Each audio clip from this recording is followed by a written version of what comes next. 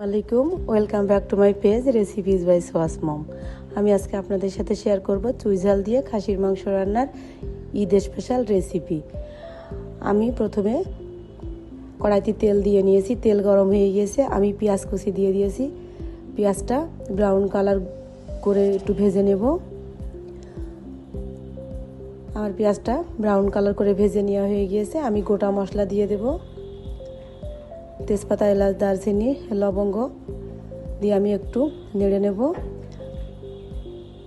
আমার নেড়ে নেওয়া হয়ে গিয়েছে। আমি এখন বাটা মশলাগুলো অ্যাড করব।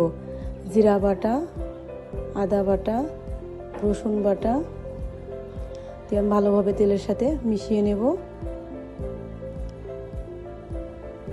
আর কাঁচা গন্ধটা চলে গিয়েছে। এখন আমি গুঁড়া মশলাগুলো দিয়ে নেব, লবণ, হলুদ, শুকনো মরিচের গুঁড়া দিয়ে ভালোভাবে মশলাটা আমি কষিয়ে নেব। আমার মশলাটা খুব ভালোভাবে কষানো হয়ে গিয়েছে। আমি এখন খাসির মাংসগুলো দিয়ে দেব। আমি একটা জালিতে রেখে পানিগুলো ঝরিয়ে নিয়েছি। আমি মশলার সাথে খুব ভালোভাবে মাংসটা মাখিয়ে নেব।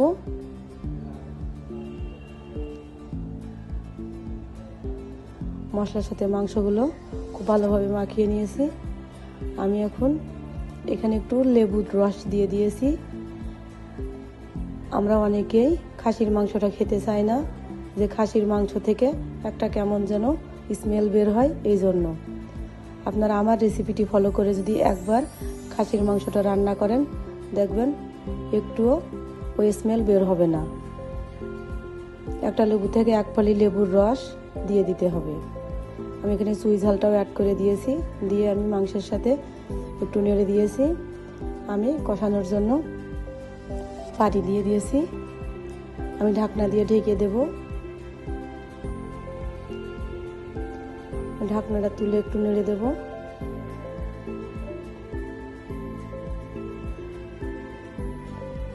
আমার মাংসটা খুব ভালোভাবে কষানো হয়ে গিয়েছে। আমি ঝোলের জন্য পানি দিয়ে দেব।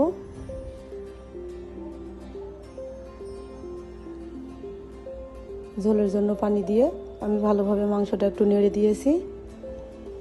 আবারও ঢাকনা দিয়ে ঢেকে দেব। আমি মাঝে একটু ঢাকনা তুলে নেড়ে দিয়েছিলাম, তাই আমার মাংসটা রান্না একদম হয়ে গিয়েছে। আমি উপর থেকে ভাজা মশলাটা ছড়িয়ে দিয়েছি।